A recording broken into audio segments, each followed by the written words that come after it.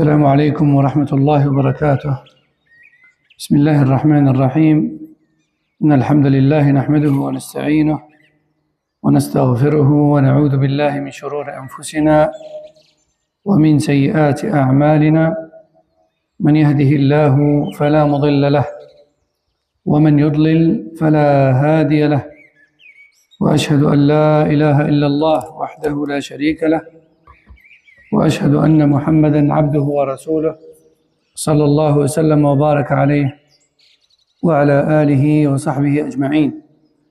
أما بعد، فنعود مرة أخرى إلى تفسير القرآن الكريم، وكنا قد شرعنا في سورة الشمس التي قال الله تعالى في بدايتها: والشمس وضحاها، والشمس وضحاها.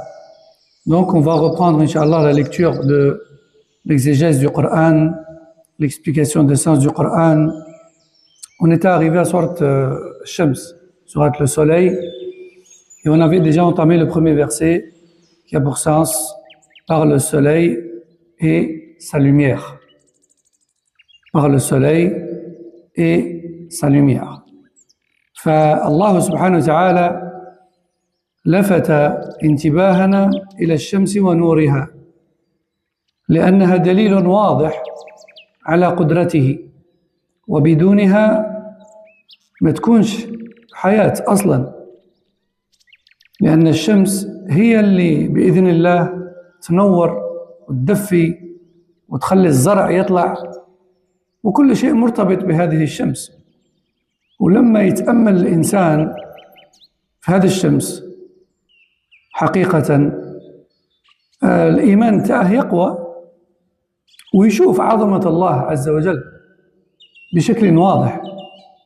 Donc la dernière fois on avait vu que dans ce premier verset-là de Surat al-Shams, Allah subhanahu wa ta'ala attire notre attention sur le soleil et sa lumière, parce que c'est une preuve évidente de sa puissance, Jalla wa ala.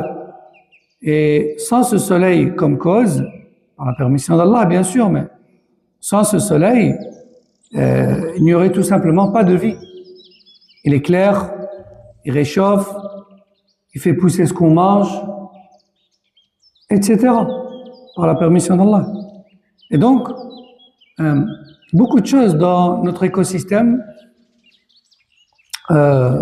dépendent de cette cause qui est celle du soleil. Et quand on y réfléchit vraiment, eh bien en fait ça renforce la foi. Et ça nous fait prendre conscience de la grandeur d'Allah Jalla wa ala, qui a mis à notre disposition cette étoile de laquelle on profite en vérité de jour comme de nuit. De jour parce qu'elle est là, il est là, ce soleil, et de nuit il reflète la lune, il reflète sur la lune. Donc on profite de la lumière de la lune comme on va le voir juste après.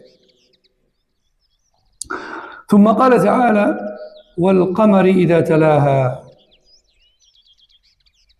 فالله سبحانه وتعالى يقسم بالقمر، يقسم بالقمر.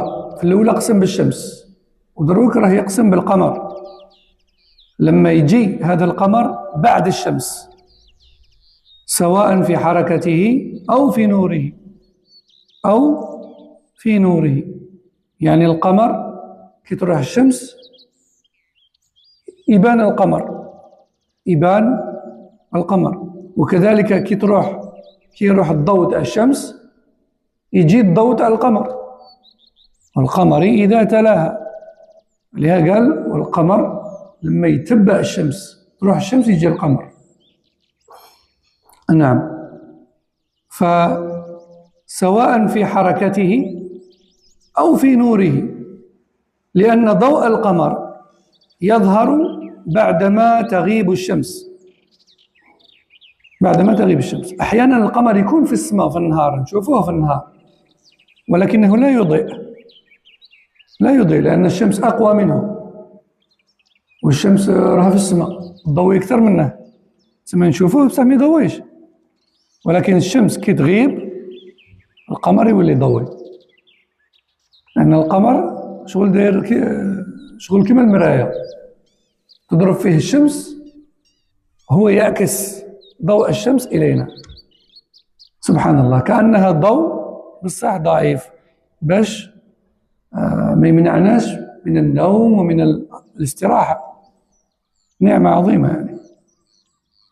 إذن هنا قال الشيخ ابن عثيمين رحمه الله، قال سواء يعني القمر يتبع الشمس سواء في حركته يعني يجي موراه، أو في ضوئه، ضوء الشمس ومن بعد ضوء القمر، والمعنيين ممكنين وكلاهما صحيح، وكلاهما صحيح. والشمس علامة النهار والقمر علامة الليل. لما تضوي الشمس هذا يسموه نهار، ولما يضوي القمر هذا يسموه الليل، هذا يسموه الليل. وتعاقبهما بهذا النظام الدقيق يبين عظمة الله وحكمته وتدبيره المحكم للكون. يعني سبحان الله، تروح الشمس يجي القمر، تولي الشمس يروح القمر، وهكذا كل يوم، يعني ما كانش خلل. هذا يدل على عظمة الله عز وجل. وكذلك معلومة مهمة فلكية يعني هذه، القمر يمكن أن يرى صباحا كما يرى في آخر النهار، كما يرى في آخر النهار حسب مرحلته. يعني القمر كي يكون الهلال في البداية نشوفوه في المساء بعد المغرب، ولما يكون في النهاية نشوفوه في الصباح. إذن أول الشهر كيفاش نديروا به نعرفوه؟ نشوفوه في المساء، عليها باش نعرفوا دخول رمضان ولا دخول ذو الحجة ولا كذا نستناو في العشية. علاش نستناو في العشية؟ لأن أول الشهر القمرة كي تكون في البداية تبان في المساء، وكي تكون في النهاية تبان في الصباح. هذا من خلق الله، من خلق الله عز وجل. إذن القمر يمكن أن يرى صباحا ويمكن أن يرى مساء حسب المرحلة، بل أحيانا يكون موجودا في السماء مع الشمس. خطرات القمرة تكون في النهار تكون باينة في السماء دون أن ننتبه له. أحيانا احنا ما ننتبهوش كاع، هي موجودة القمرة ما نشوفوهاش. لكن عندما يقول القرآن أن القمر يتبع الشمس، المقصود أنه يأتي بعدها في نظام الزمن والنور. والقمر إذا تلاها يعني القمر يضوي مر الشمس، تجي الشمس تضوي النهار ومن بعد تغرب وتروح، من بعد يبان القمر هو يضوي في الليل. هذا هو المقصود. فالشمس للنهار ثم يأتي القمر بعدها، وهذا التعاقب المنتظم يدل على نظام دقيق وحكمة الله العظيمة.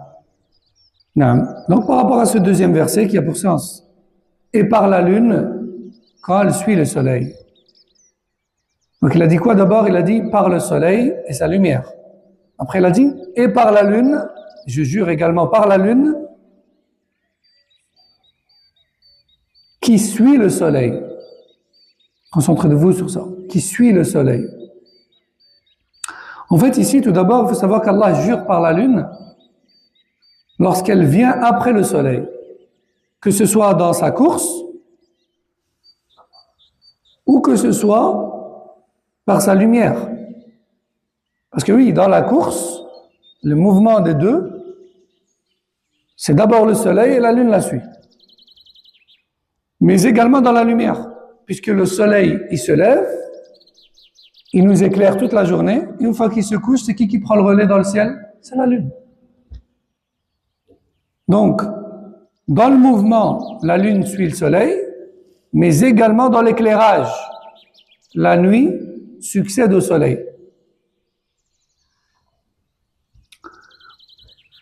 Et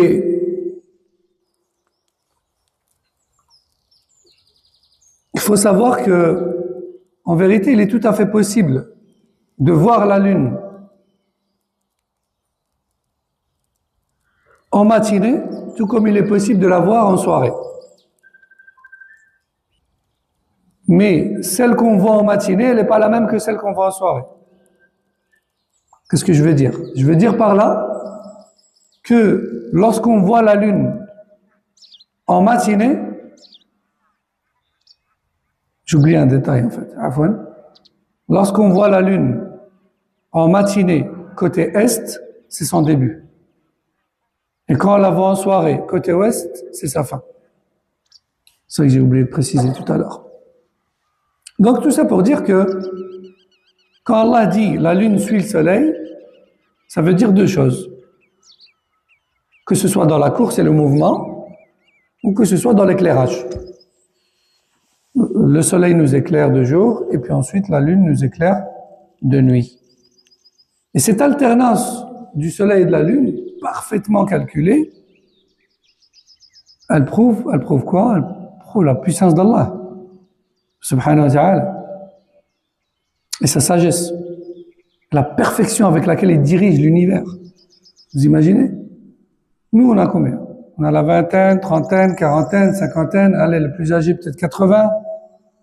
Imaginons que parmi nous, il y en a un qui a 100 ans, gars. Mais ça fait des milliers, des millions d'années que ça marche comme ça, sans aucun dérèglement. Ça prouve la puissance d'Allah et sa sagesse et sa parfaite gérance de l'univers. Ensuite, j'ai ajouté une petite information plus de l'ordre astronomique, si je peux dire. En fait, il faut savoir que la Lune, elle peut être visible le matin comme en fin de journée, selon sa phase. Selon sa phase. Et il arrive même que la Lune soit visible dans le ciel en pleine journée, en même temps que le Soleil. Alors pourquoi Allah Azza wa Jalla il nous dit que la Lune suit le Soleil, elle vient après le Soleil? Eh bien, Cheikh Ibn Uthaymin, il nous dit, en fait, ce qui est voulu, enfin, c'est pas Cheikh Ibn Uthaymin, c'est une autre recherche, celle-là. Ce qui est voulu, c'est surtout que la lumière de la Lune, elle vient après celle du Soleil. Et oui, parce que la Lune, quand elle est présente dans le ciel en journée, elle est en fonction de la position, parfois on la voit, elle est visible. Elle est là, mais est-ce qu'elle éclaire? Elle n'éclaire pas. Donc ce qu'Allah veut dire par la Lune suit le Soleil, il a dit quoi? Il dit par le Soleil et sa lumière, et son éclairage, et la Lune qui le suit. C'est-à-dire, et l'éclairage de la Lune qui suit celui du Soleil. D'accord? Donc il parle d'éclairage en fait. Il parle de l'éclairage. Donc cela signifie surtout qu'elle vient après le Soleil, dans l'ordre du temps et de la lumière. Et de la lumière. Et le Soleil marque le jour. Et la Lune, elle prend le relais pendant la nuit. Et cette alternance-là, elle montre un ordre précis. Et la sagesse parfaite d'Allah, comme on a dit juste avant. Parce que si déjà nous, depuis qu'on est né jusqu'à aujourd'hui, jusqu'à ce qu'on meurt, tout est millimétré et tout fonctionne tous les jours de la même façon, prenons en compte que c'était comme ça depuis qu'ils existent. Et après nous encore, jusqu'à la fin des temps. C'est énorme. ثم قال تعالى والنهار إذا جلاها والقمر إذا تلاها والنهار إذا جلاها والليل إذا يغشاها. هنا أقسم الله بالقمر حين يتبع الشمس وكذلك بالنهار حين يظهر الأرض وينيرها. الأرض تكون في الظلمة ما تبانش. يعني لما تشوفوا التصاوير تاع الأرض المأخوذة من الفضاء يعني سبحان الله نشوفوا غير الجهة اللي تضويها الشمس، الباقي كأنه غير موجود في الظلام التام، ظلمة تامة كل شيء كحل سبحان الله. بصح كي تجي الشمس تكشف غطاء الظلام، يعني الظلمة كأنها غطاء، الظلمة تغطي الأرض. كي تجي الشمس تكشف الأرض. سبحان الله. عليها قال والليل إذا يغشى، يعني الليل، الظلمة تاع الليل تغطي الأرض بالظلمة. فالنهار يكشف الأشياء. الشيخ العثيمين قال فالنهار يكشف الأشياء والليل يسترها. وفي تعاقبهما، يعني تجي الليل يروح النهار، يروح النهار تجي الليل إلى آخره، في تعاقبهما دليل على عظمة الله وحكمة تدبيره. عليكم السلام ورحمة الله. Et donc le verset d'après, Allah jure cette fois-ci par quoi? Par le jour lorsqu'il éclaire. Par le jour lorsqu'il éclaire, c'est-à-dire lorsqu'il éclaire la terre. En fait, Allah jure par la lune. D'abord, il jure par le soleil et sa clarté. Après, il jure par le soleil. Après, il jure par la lune qui éclaire à la suite du soleil.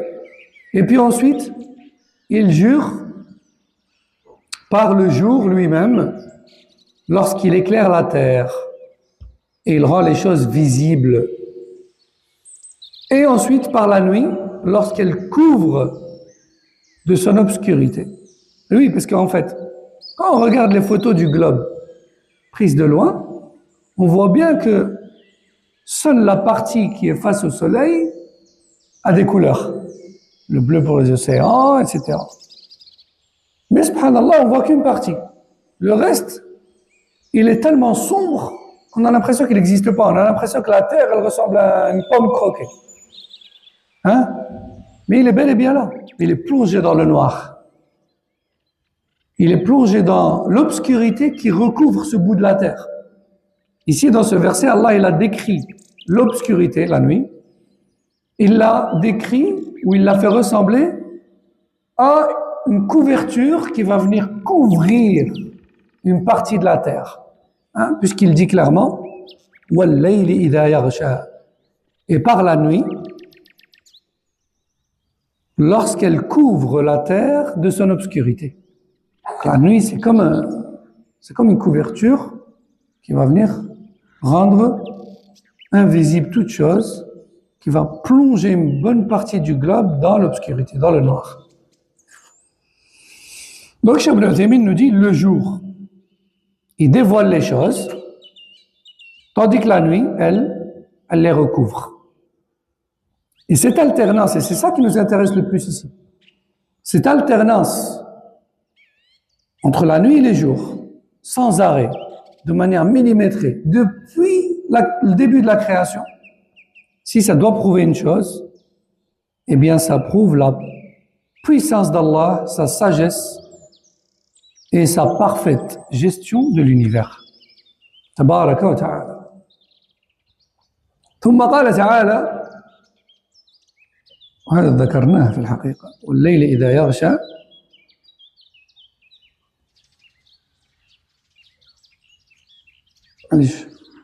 قال الشيخ العثيمين والليل إذا يغشى يعني أقسم بالليل حين يغطي الأرض بظلامه حتى تبدو كأنها مغطاة بعباءة سوداء. هذه قلناها.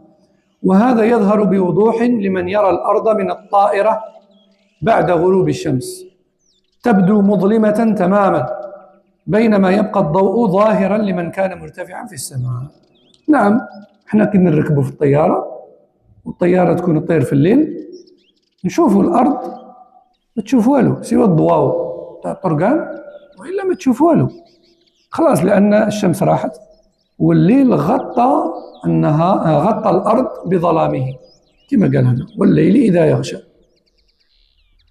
بصح انت كي تكون في السماء تشوف الأرض مظلمة، بصح كي تشوف إلى الأفق تشوف الضوء لأنك في السماء، تشوف الضوء تاع الشمس كي تكون رايحة، بصح الأرض خلاص دخلت في الظلام، دخلت في الليل. Et donc, le verset numéro 4, Allah dit, là en fait il nous fait prendre conscience de sa puissance dans tout ce qui, à travers tout ce qui nous entoure en fait. La nuit et les jours, on les voit tous les jours. La terre, on la voit tous les jours. Le soleil, on le voit tous les jours. La lune, on la voit tous les jours. Il nous pousse à la réflexion. Subhanahu wa ta'ala.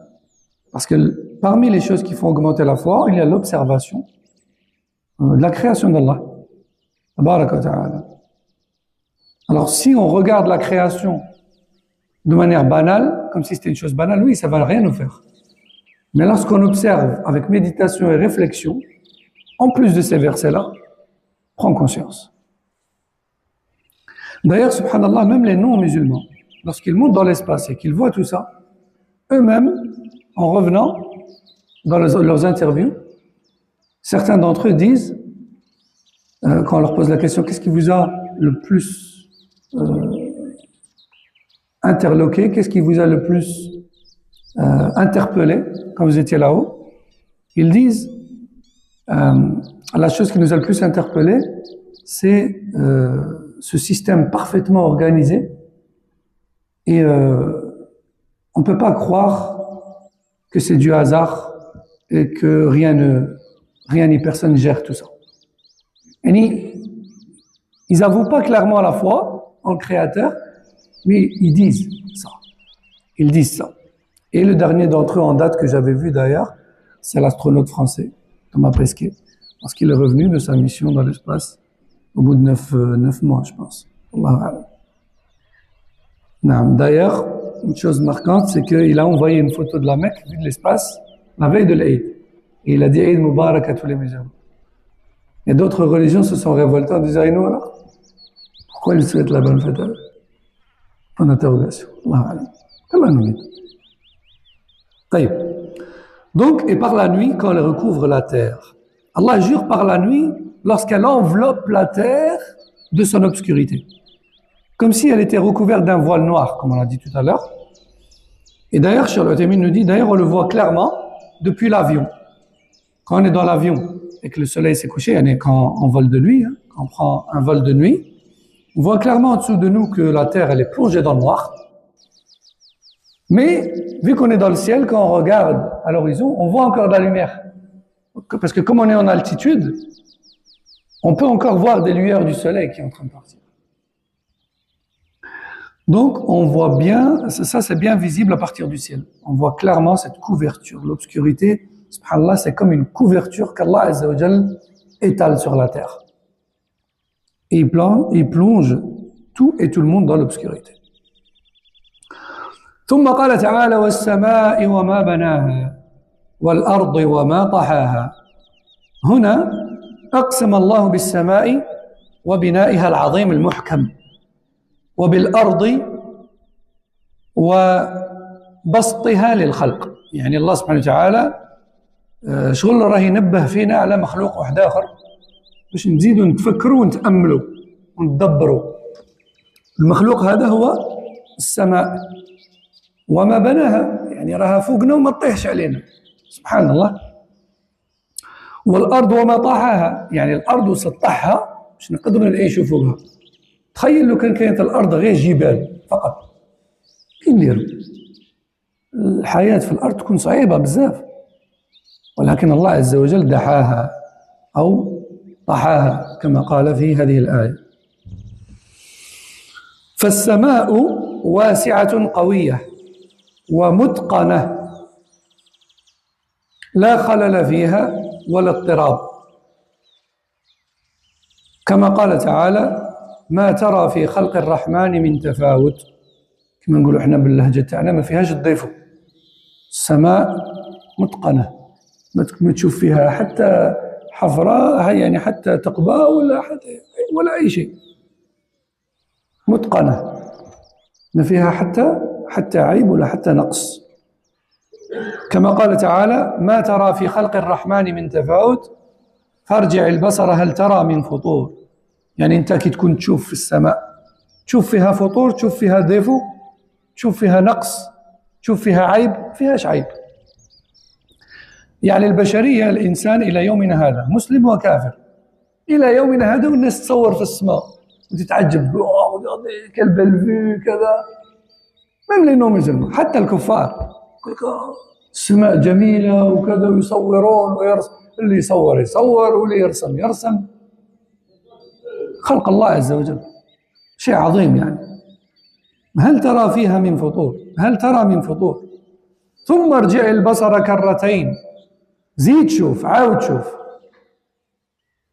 كرتين ينقلب إليك البصر خاسئا وهو حسير زيد شوف بالك كيش ما تلقى عيب ولا نقص ينقلب إليك البصر خاسئا وهو بصير غادي تعاود تولي لروحك وتقول هذا الخلق ما فيه حتى نقص ما فيه حتى عيب.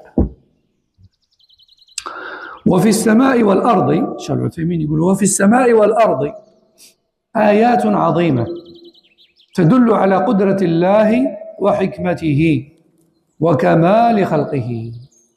Donc, verset suivant, il jure encore par d'autres grandes créatures pour nous pousser à la réflexion et la méditation. Mais ces versets-là, ils ne servent pas juste à être lus et connus, hein. Ils servent à être appliqués. Hein?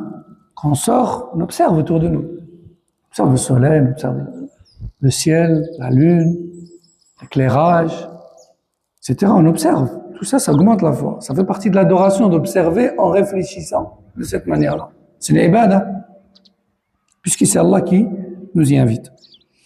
Donc Allah dit par le ciel et celui qui l'a construit. Par le ciel et celui qui l'a construit. Donc, au début, il nous a parlé du soleil, il a parlé de la lune et de leur éclairage, il a parlé de la nuit, il a parlé du jour. Maintenant, il nous parle du ciel. Et par le ciel et celui qui l'a construit. On voit le ciel autour de nous, au-dessus de nous depuis toujours. Il n'y a rien qui nous tombe dessus. Et par la terre, encore une autre créature, et par la terre, et celui qui l'a étendu. Et dans le Coran, Allah Azza wa Jal, il nous rappelle souvent le fait qu'il a aplani et étendu la terre pour nous, pour que l'on puisse vivre dessus. Imaginez un instant que le globe terrestre tout entier n'est que montagne. Chaud quand même. Ce serait difficile de vivre sur Terre avec un relief totalement montagneux ou strictement montagneux. C'est impossible, c'est dur. Allah Azza wa Jalla nous rappelle sans cesse cela. Et également ici, y compris ici. Regardez, et par la terre est celui qui l'a étendu. Étendu. Donc, Cheikh Al-Uthaymin nous dit, Allah jure par le ciel et sa création parfaite, ainsi que par la terre qu'il a étendue pour les créatures. Le ciel, il est immense. Et vous savez, le ciel, c'est pas juste ce qu'on voit là au-dessus de nous. Ça, c'est Sama ad-Dunya. Ça, c'est le ciel d'ici-bas. En gros, c'est ce qui couvre, c'est ce qui nous sert de toit.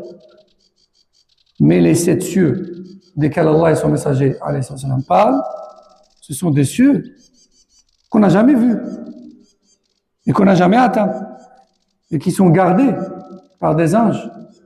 Ils sont loin d'ici. On les voit pas, on les approche pas, ces cieux-là. D'accord? Et pour ceux qui s'intéressent au spatial, moi j'aime beaucoup le spatial personnellement, parce que ça fait prendre conscience, subhanallah, de puissance d'Allah Jalla wa Ala. Après, il faut toujours prendre avec des gants et des pincettes ce que les astronomes, etc., nous racontent. Mais ceci dit, voyez comment, subhanallah, par exemple, ils envoient des sondes qui volent à toute vitesse, à des vitesses astronomiques, depuis des années, voire même depuis des dizaines d'années. Et certains d'entre eux sont soi-disant ou non soi-disant atteints la limite de notre système à nous juste que là maintenant. Sachant qu'aucune créature ne peut pénétrer le premier ciel gardé. De quelle taille est la création d'Allah? Et là on parle que de créature qui est petite. Que dire du Créateur tout-puissant, subhanahu wa ta'ala, Allahu Akbar. Et on est dans Dhul Hijjah. La principale adoration, c'est le takbir en ces jours. Allahu Akbar. Et quand on voit ces versets-là et qu'on prend conscience des observations autour de nous, on se rend compte, subhanallah, on n'est rien, on est une poussière. Et même la poussière, peut-être, c'est trop grand. D'accord? Donc, Cheikh Al-Uthaymin nous dit, le ciel est immense, solide. Et subhanallah, j'ajoute aussi une autre parenthèse. Ceci dit, c'est toujours dans le même contexte, je ne m'éloigne pas du sujet. Vous savez, les scientifiques, ils disent, Wallahu a'lam toujours, ils disent qu'ils ont remarqué que la matière qui compose l'espace, en fait, elle est en constante expansion. Ils appellent ça la matière noire. Le noir de l'espace, l'espace, ils ont remarqué qu'il est en constante expansion. Ça veut dire quoi? Ça veut dire qu'il fait que s'étaler. Elle ne reste pas fixe. Ils ont remarqué ça comment? Par les distances qui séparent les corps célestes. Subhanallah. Ça, c'est ce qu'on a pu observer. Wallahu a'lam. Que dire du reste? C'est énorme. Subhanallah. Et du coup, il y a même certains scientifiques musulmans qui ont fait un lien entre cette théorie-là ou cette constatation-là des scientifiques non musulmans et entre les innombrables versets du Coran dans lesquels Allah dit « Nous étendons le ciel ». Nous étendons le ciel. Alors ils ont dit « Wallahu a'lam », peut-être bien que ces versets-là signifient qu'il étend le ciel sans cesse. Wallahu a'lam. Wallahu a'lam. Taïb, le ciel est immense, solide et parfaitement ordonné, sans défaut ni déséquilibre. Allah dit ce qui a pour sens: tu ne verras aucune imperfection dans la création du tout miséricordieux. Regarde encore. Vois-tu une fissure? Puis regarde encore une deuxième fois. Ton regard reviendra vers toi humilié et épuisé. C'est-à-dire, tu as beau regarder, tu ne trouveras aucune faille. Aucune faille. Subhanallah. Et le ciel et la terre sont remplis de signes, en vérité, qui montrent la puissance, la sagesse et la perfection de la création d'Allah tabaraka wa ta'ala.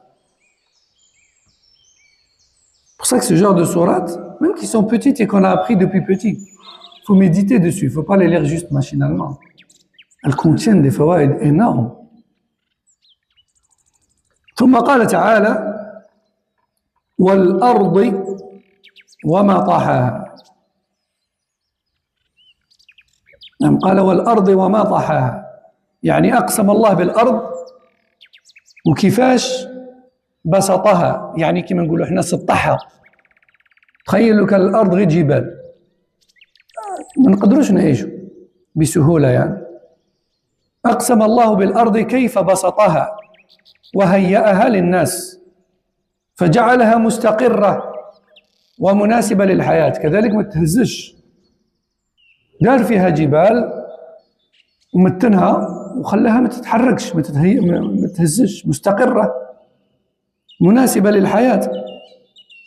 ليست شديدة الصلابة، يعني الأرض اللي نتمشوا فوقها ما راهاش قاصحة إلى درجة أننا ما نقدروش نحفروا فيها ولا ما نقدروش نغرسوا فيها مثلا، ماشي قاصحة إلى تلك الدرجة.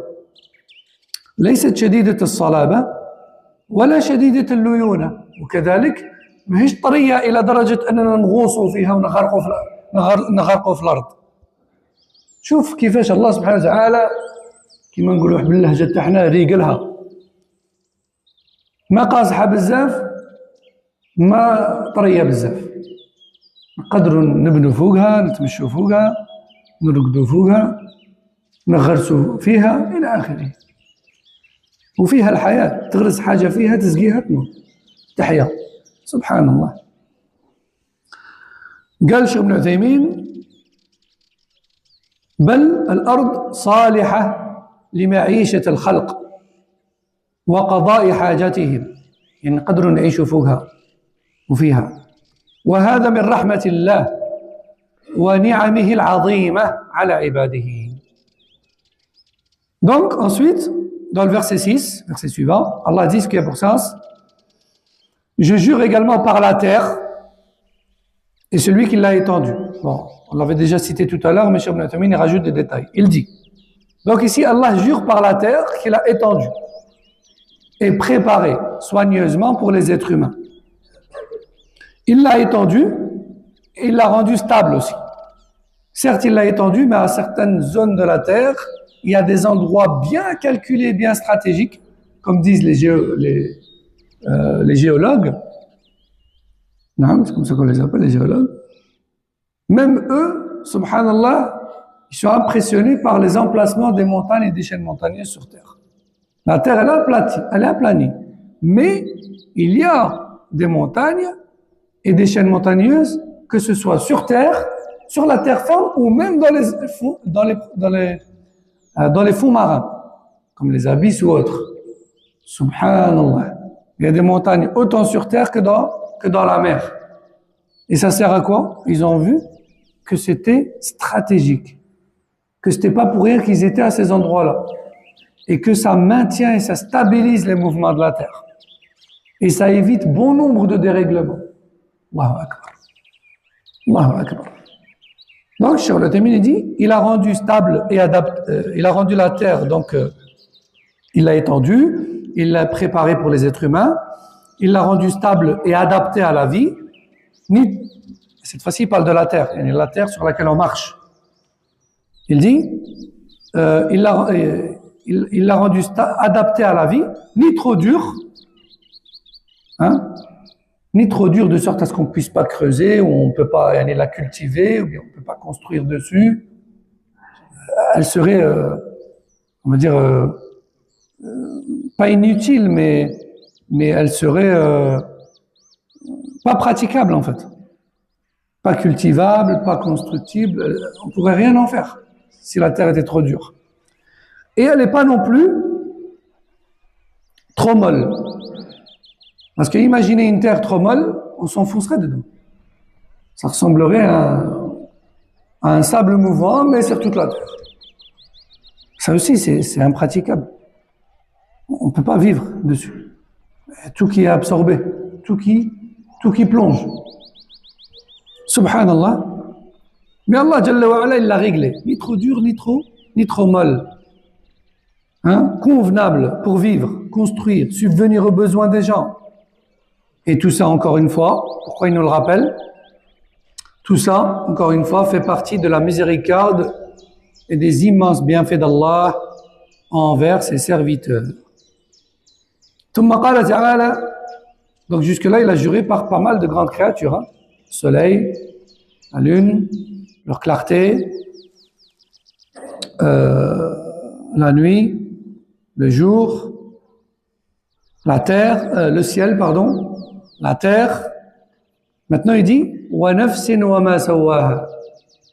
Maintenant, il parle de nos personnes, de nos âmes, de nos vies. Il dit wa nafsin wa ma sawaha.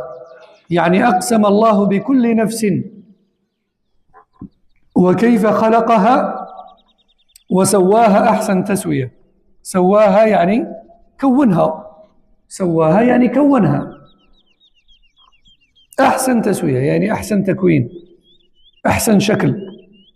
والمثال اللي دايما نقولها لكم مضحك شوية بصح يعني خلينا نفهم الموضوع. تخيل لو كان رب العالمين دل لك راسك في كرائك. تخيل تتمشى على راسك، وتخيل لو كان عينيك ما يكونوش القدام، يكونوا الروض. يعني تتمشى مشاريع يعني. سبحان الله. وتخيل لو كان فمك مثلا يكون في ظهرك باش تاكل من ظهرك الى اخره من الامثله.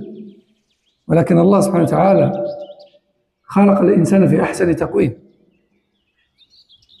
وهذه داخله في قوله تعالى ونفس وما سواها، يعني خلقها وسواها وشكلها وصورها احسن تسويه، احسن تشكيل، أحسن تكوين. فالله خلق كل مخلوق بالشكل الذي يناسبه وهداه لما فيه مصلحته، كما قال تعالى الذي أعطى كل شيء خلقه ثم هدى. نعم، خلق كل مخلوق شكله بالطريقة اللي تناسبه هو. مثلا احنا خلقنا بشكل، والأفعى مثلا ولا التمساح خلقهم بشكل آخر. هم ما يأكلوش بيديهم، يأكلوا مباشرة من فمهم، لأنهم هم زواحف، يعني يتمشوا على كروشهم كما نقولوا احنا. أما احنا لا، نأكلوا بيدينا، وهذا تكريم لنا. ما خلقناش كما الحيوانات نهبطوا يعني براسنا وناكلوا، لا، أعطانا يدين نرفدوا بهم وناكلوا، تكريم من الله عز وجل. إذن كل حاجة خلقها على ما يناسبها وبالطريقة اللي فيها المصلحة. قال تعالى: الذي أعطى كل شيء خلقه ثم هدى، يعني كل حاجة خلقها بالشكل المناسب ثم هدى، يعني وبعد ذلك بطريقة طبيعية وفطرية كل مخلوق يعرف وين الفائدة تاعه وين المضرة تاعه. يعني الحيوان مثلا لما زاد علمناه احنا، يقول لنا كل هذه ما تاكلش هذه، حرز روحك من هذه وما تحرزش روحك من هذه. ما علمناش الحيوانات، شكون علمهم؟ علمهم رب العالمين. الذي أعطى كل شيء خلقه، يعني اللي خلق كل شيء، ثم هدى، يعني هداه للمصلحة تاعه، علمه المصلحة تاعه. وجعل فطرة الناس قائمة على التوحيد والإخلاص لله. كذلك المخلوقات سواء الإنسان أو الحيوان أو غير ذلك بطبيعته وفطرته يذكر الله ويعرف أن عنده مخلوق. حتى الله عز وجل خبرنا في القرآن أن الحيوانات تذكر الله ولكن لا تفقهون تسبيحهم. حتى هم يذكروا الله ويعبدوا الله مع أنهم ما عندهمش عقل. هما الحياة تاعهم دافع على روحك، اقتل كل وتكاثر، هذا ما كان صح. مع ذلك يذكروا الله ويعبدوا الله. نعم، فالمخلوقات بفطرتها مفطورة على التوحيد وذكر الله وعبادة الله. قال تعالى: فأقم وجهك للدين حنيفا، يعني اعبد ربك وحده حنيفا. ومن بعد قال: فطرة الله التي فطر الناس عليها، يعني عبادة الله وحده، هذه هي الفطرة، هذه هي طبيعة الخلق. فطرة الله يعني أنا خلقتكم في الأصل موحدين، خلقتكم وغرست في القلوب تاعكم يعني بشكل طبيعي تعرفوا بأن عندكم مخلوق ولازم تعبدوه، ومن بعد أرسلت لكم الرسل باش يعلموكم. ولذلك قال النبي صلى الله عليه وسلم: كل مولود يولد على الفطرة فأبواه يهودانه أو يمجسانه أو ينصرانه. يعني كل مولود بطريقة طبيعية وفطرية يعرف بأن عنده مخلوق. ولذلك الناس حتى الملاحدة اللي ما يأمنوش بالله عز وجل تلقاهم أحيانا صار لهم مصيبة يقول: أوه مون ديو. تقول: تي كخوايا تأمن أنت؟ يقول لك: لا ما نأمنش أنا ملحد. غير قلت أوه مون ديو، ولكن لا، سي فاسون بارلي، طريقة كلام، ماشي طريقة كلام، هذه فطرة، فطرة الله التي فطر الناس عليها. نعم. وقال تعالى: فأقم وجهك للدين حنيفا فطرة الله التي فطر الناس عليها. On termine avec ça. Et donc, Allah subhanahu wa ta'ala dit dans le verset 7: je jure également par l'âme et celui qui l'a parfaitement façonné. C'est notre création à nous. Allah jure par chaque âme et par la manière parfaite dont il l'a créé et façonné et formé. Et en fait, Allah crée chaque être humain ou chaque créature de la façon qui lui convient. Et il l'a guidé vers ce qui est bon pour lui. Et l'exemple que je donne toujours, même s'il est un peu rigolo, imagine qu'Allah ait mis ta tête dans tes pieds. Tu marches sur ta tête. Imagine ta bouche, elle n'est pas dans ton visage, elle est dans ton dos. Tu dois manger par ton dos. Et imagine, subhanallah, tes yeux sont derrière ta tête. Tu dois chaque fois te retourner pour marcher ou pour regarder devant. Oui, mais Allah Jalla wa Ala t'a parfaitement créé. Ok? Ça fait allusion à ça. Et il a créé chacun de la manière où il lui a donné à chacun sa forme qui lui convient le mieux. Par exemple, les serpents et les crocodiles, ce qui me vient en tête, c'est que eux, ils marchent sur leur ventre, d'accord? Et ils mangent directement avec leur gueule. Ok? Mais nous, Allah, il nous a honorés. Il nous a donné des mains, on saisit la nourriture et on la met dans notre bouche. Et on ne ressemble pas aux animaux, en cela. D'accord?